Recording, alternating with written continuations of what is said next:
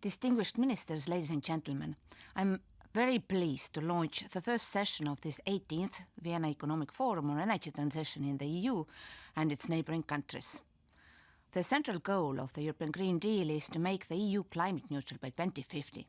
To achieve this, the Commission proposed a higher binding target of reducing greenhouse gas emissions by at least 55% by 2030 in a cost-effective way. Last July, the Commission presented a package of proposals to update EU legislation, aligning it with our ambitious climate and energy targets. The Commission has worked hard and quick to address the climate emergency.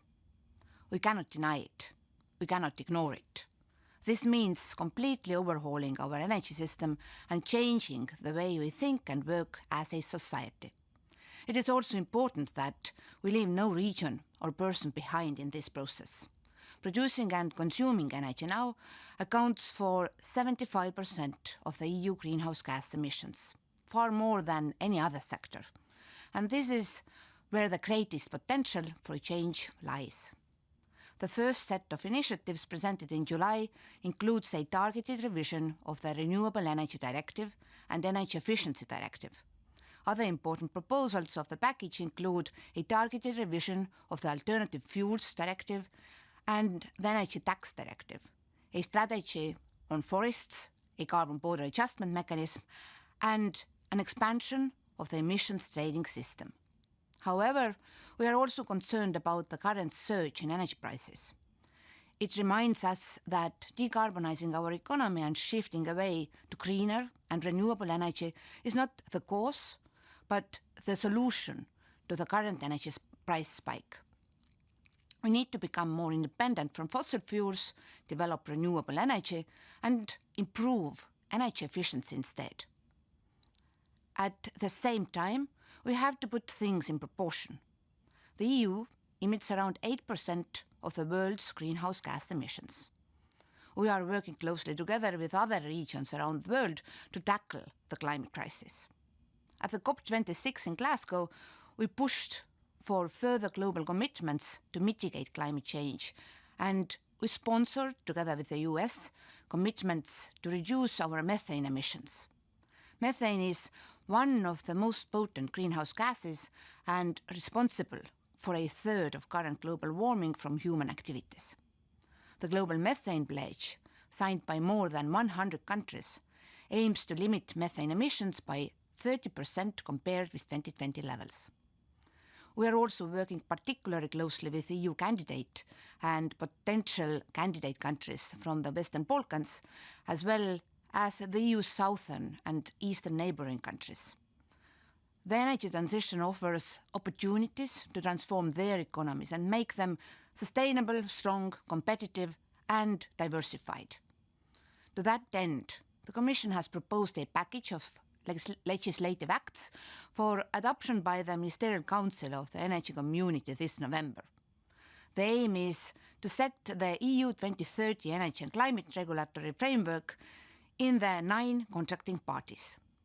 The package includes, notably, the governance regulation and the energy efficiency and renewable energy directives. Adopting this proposal would be a fundamental step in creating a strong legislative framework for the clean energy transition in the energy community. At the Ministerial Council, the EU will also support the adoption of the decarbonisation roadmap for the contracting parties. This roadmap sets the path towards 2030 energy and climate targets and mid-century climate neutrality for the energy community. It represents a clear political commitment of the 9 contracting parties to move forward with decarbonisation in line with the development of the EU's energy and climate acquis. Ladies and gentlemen, the energy transition is an investment in the future of our economies. Going climate neutral is also in our interest to reduce import dependency and with it our spending on fossil fuel imports, a reality which I'm sure resonates strongly among the member countries of the Vienna Economic Forum. In line with our decarbonisation objectives, electricity, in particular renewable electricity, will gain further importance as we advance in the electrification of end-use sectors. Looking ahead, well-functioning electricity markets will be vital for the transition towards a low-carbon economy. And this starts with the decarbonization of the electricity sector. Despite the vast potential of renewables, a lot of the electricity generated in our neighborhood is still based on coal and lignite, causing significant greenhouse gas emissions and health problems locally. There are huge opportunities to modernize the power system, making it energy efficient and maximizing the potential of abundant and cost-competitive renewable energy. We very much welcome the participation of Albania, Montenegro, North Macedonia, and Ukraine in the Powering Past Coal Alliance, committing to end coal power by 2035. We encourage others to make similar commitments and accelerate decarbonization of the electricity sector. The EU has also put a just transition at the very heart of the European Green Deal. Not all countries have the same starting point on the path to climate neutrality.